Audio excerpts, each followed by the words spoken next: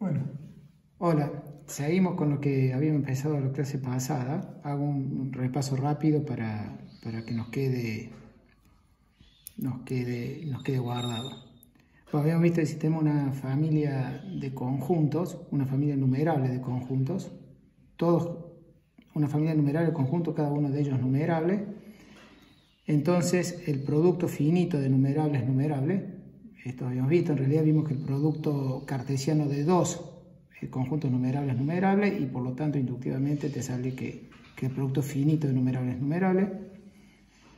Vimos que la unión numerable de conjuntos numerables es numerable. Bueno, en realidad habíamos visto, principalmente vimos esto, que la unión numerable de conjuntos numerables termina siendo coordinable con el producto cartesiano, bueno, y a su vez por el punto anterior el producto cartesiano de dos numerables es numerable. Y por otro lado, ¿qué pasa si acá ponemos infinito? Bueno, no da numerable, de hecho que el producto infinito de numerables no es numerable, incluso el producto infinito de finitos no es numerable. Acá estamos haciendo el producto numerable de conjuntos de dos elementos. Vimos que esto era coordinable con subconjuntos de los naturales y a su vez terminamos viendo de que esto habíamos visto también antes que no son coordinables. Habíamos visto como un teorema aparte que estas dos cosas no son coordinables. Y por otro lado vimos que los reales a través del desarrollo binario, y nosotros usamos el teorema de Schroeder-Bernstein, pero no haría falta estrictamente, pero nosotros lo terminamos usando. Vimos que los reales a través del desarrollo binario se ponen en correspondencia con el producto numerable de ceros y unos. Así que como conclusión, los reales es coordinable con partes de n, que a su vez no es coordinable con n, así que los reales no son numerables. Bueno, lo que nos queda acá es un resultado más que luego pasamos a axioma de elección. Lo que se pasa, yo quiero decir un resultadito más que no lo dije, así que paso a ese resultado. Bueno, este es el resultado, que si dado cualquier subconjunto de n, bueno, si en caso de que no sea finito, ese subconjunto es coordinable con n. Entonces acá paso a hacer la demostración. Tapo un poco para no distraer. Entonces vamos a establecer una biyección que va de los naturales a, o sea, esta f va a ir de los naturales a y va a ser biyectiva. Y definimos así, f de 1 es el mínimo de A, como A es un subconjunto de n, todos los subconjuntos tienen primer elemento porque n es bien ordenado, así que A tiene un primer elemento, f de 1 es el primer elemento de A. Bueno, y luego defino inductivamente f de k más 1, el menor elemento de A que sea mayor al f de k que he definido la última vez. Nuevamente, este conjunto aquí es no vacío porque he puesto que A no sea finito, entonces siempre este conjunto me va a dar no vacío por ser A infinito. Y como es no vacío, tiene primer elemento, f de k más 1 es el primer elemento de acá. Y obviamente eso termina siendo mayor que f de k, porque acá dice. Entonces ese elemento termina siendo mayor que f de k. Así que es claro que esta función que estamos definiendo acá es inyectiva, porque es estrictamente creciente. Y luego hay que probar que es surjectiva. Eso es lindo, se los dejo de ejercicio, se hace por inducción así. Lo que vamos a probar es por inducción que si haces A intersección del 1 al n, eso está contenido en la imagen de f. Entonces va a hacer inducción en n, por decir, para empezar con n igual a 1, haces A intersección el 1. Si A intersección el 1 fuera vacío, entonces obviamente está contenido en la imagen de f. Si A intersección el 1 fuera distinto de vacío, es porque el 1 está en A, el 1 sería el primer elemento que tiene A, entonces f de 1 hubiera sido 1. Así que ahí probé el paso inductivo, el primer paso de la demostración por inducción, el caso n igual a 1. Luego les dejo a ustedes que prueben por inducción de que si ustedes saben de que esto está, o sea, completar el paso inductivo, si ustedes saben de que esto está contenido en la imagen de f, bueno, hay que probar que A intersección del 1 al n más 1 también está contenido en la imagen de f. Bueno, esto termino probando de que f es sobre. Un comentario adicional les hago acá, ya que estamos con fundamentos de varias cosas, es interesante por qué estos dos renglones verdaderamente definen una función que vaya de n en a. Es como que esto se llama definiciones recursivas de una función, porque no he definido cuánto vale f de x independientemente de cuánto vale el f de k. Pero en fin, es como, ya lo discutimos la otra vez, como la sucesión de Fibonacci. La sucesión de Fibonacci queda bien definida, porque uno define recursivamente. Hay un teorema que dice que estas definiciones recursivamente están bien hechas, verdaderamente definen una función, y la prueba es muy sencilla. Si lo googlean van a encontrar la demostración, tienen que googlear definición de funciones recursivamente y van a ver la demostración de por qué uno termina viendo de que existe una función. Una función en el sentido que no funciona un subconjunto del producto cartesiano. Bueno, en fin, no me quiero meter con la demostración de eso porque ya nos salimos demasiado del contenido de la materia, pero en fin, para el que tiene una duda de por qué esto define verdaderamente una función, tendría que revisar el tema de funciones, definición de funciones recursivamente. Bueno, sigo con lo que habíamos visto los otros días para terminar de repasar. Habíamos visto tres axiomas que son equivalentes, o tres resultados que son equivalentes entre sí, entonces hay que asumir uno de ellos como axioma. El que comúnmente se asume como axioma es el axioma de elección, que dice que si vos tenés una familia arbitraria de conjuntos, entonces uno puede elegir un elemento de cada uno de esos conjuntos, es decir, que podés elegir para cada alfa en A un f de alfa que pertenece a x alfa. Bueno, ese axioma es equivalente al siguiente principio, que, insisto, como uno asume esto como axioma, uno demuestra que esto se demuestra que todo conjunto puede ser bien ordenado, que todo conjunto admite un orden total, un orden estricto total, y que todo subconjunto de ese conjunto en ese orden tiene un primer elemento. Bueno, y el último ingrediente de esta terna de principios es lo que se conoce como el lema de Zorn, que dice que supongamos que tenemos un conjunto X que tiene un orden parcial y que cumple que toda cadena en X tiene una cota superior. Bueno, en esas circunstancias X tiene un elemento maximal. La mayoría de las veces este lema es muy usado, insisto nuevamente, asumiendo el axioma de elección se demuestra esto. Yo medio lo dije charlado la clase pasada, más o menos cómo se demuestra esto a partir de esto. Y también dije medio charlado en clase cómo se demuestra esto a partir de esto. Este lema es central porque permite obtener dentro de ciertos conjuntos elementos muy grandes.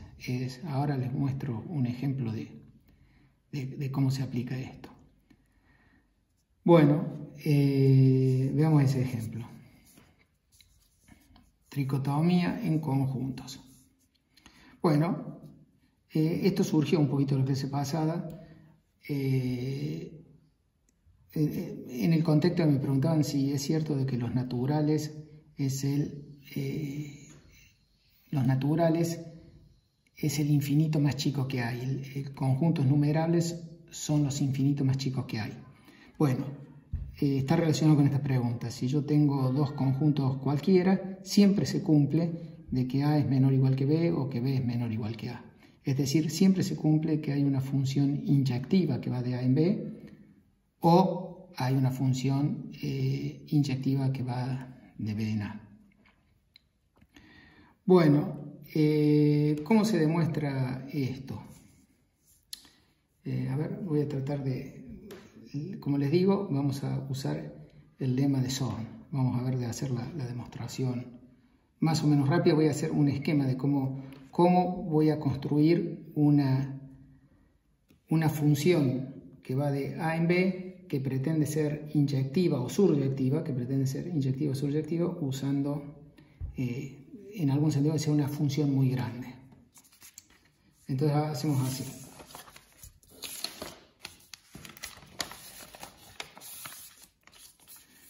Entonces consideramos sea X el conjunto de las pares YF, tal que Y es subconjunto de A y F va de Y a B inyectiva.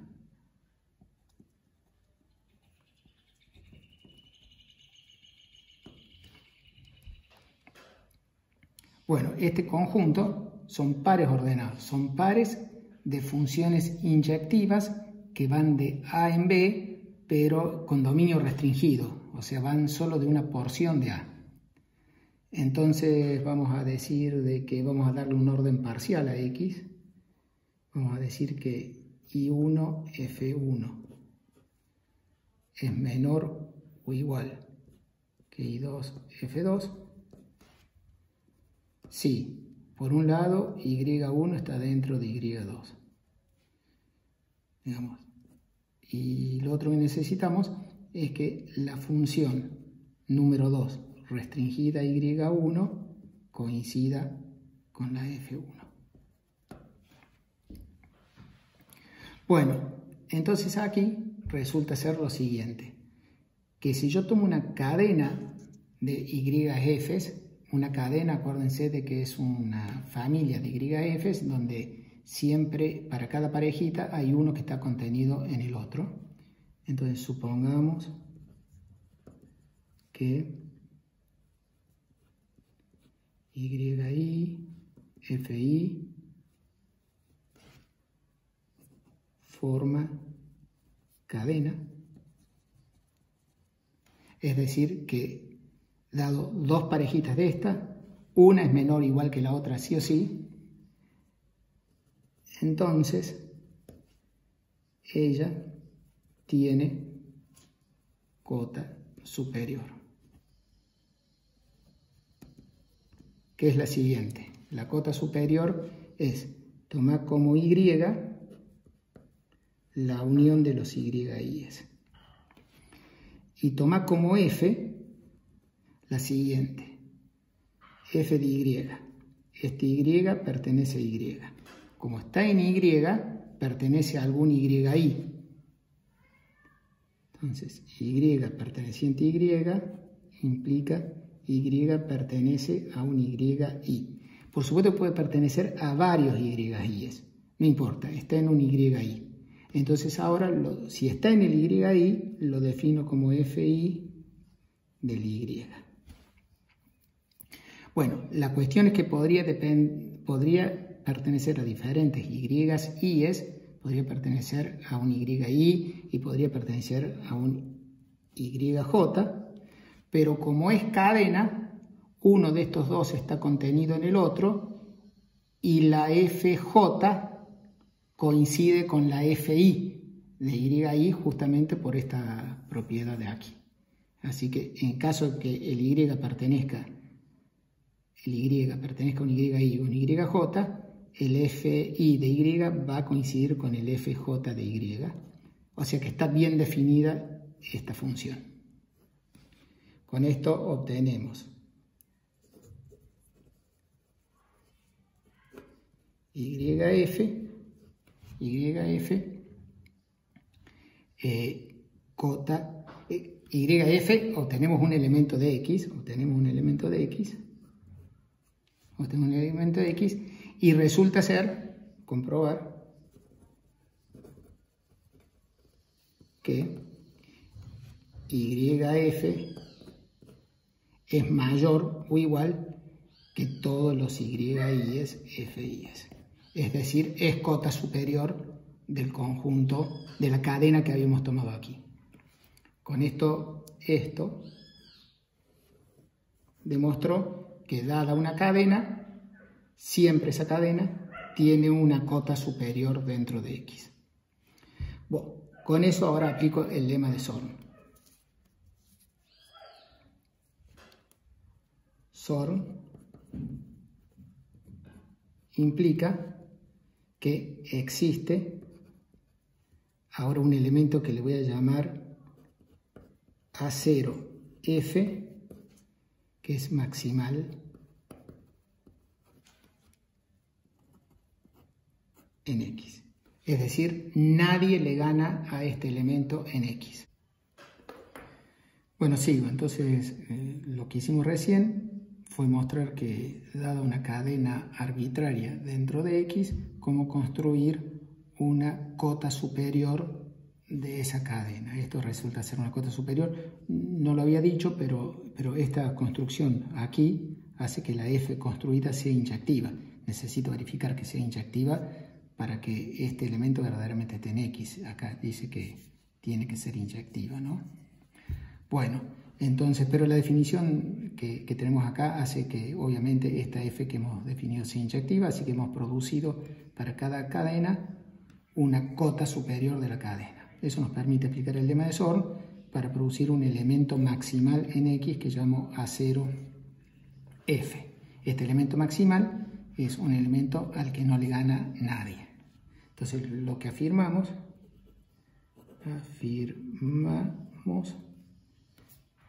que A0 es todo A, o que la imagen de F es todo B. En el caso de que A0 sea todo A, hemos construido una función F inyectiva que va de A0 a B. En caso de que la imagen sea todo F, que la imagen de F sea todo B, hemos construido una función inyectiva de un subconjunto de A, que es sobre B. En ese caso estamos teniendo una función que es sobre B y su inversa, que va a ir de B a A0, va a ser una función inyectiva de B en A0 y por lo tanto en A. Así vamos a ver que una de estas dos se cumple. Bueno, si ninguna se cumpliera,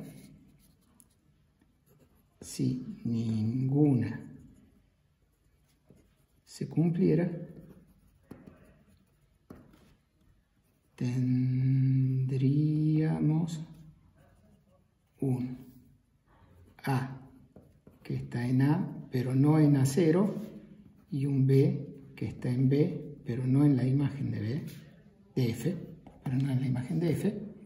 y entonces ahora extiendo,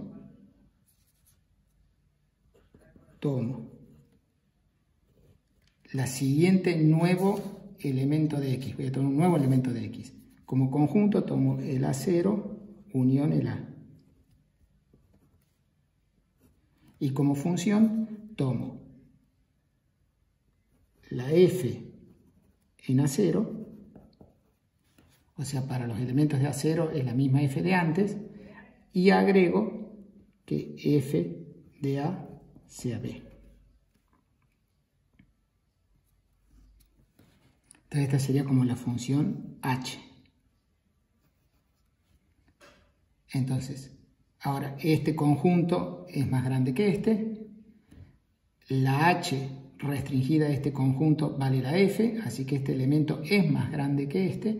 Y esta sigue siendo inyectiva porque como, bueno, el A no estaba en A0 y el B no estaba en la imagen, así que H, la única diferencia que tiene con la F es que lo extendí haciéndolo valer en A igual a B, B no estaba en la imagen, así que esta H sigue siendo inyectiva, así que verdaderamente este elemento es un nuevo elemento de X y es más grande que este, porque, insisto, este contiene a este y en la restricción H vale lo mismo que la F. Y esto es absurdo por maximal. Es absurdo por maximal. Conclusión, como dijimos antes, una de estas dos tiene que cumplirse. En el caso que se cumpla esta, resulta ser que A es menor o igual que B, porque tengo una función inyectiva que va de todo A en B, y en este caso estoy teniendo una función inyectiva que va de A0 a todo B, así que la inversa de ella, que va de B a A0, es una función inyectiva que va de B a un pedazo de A.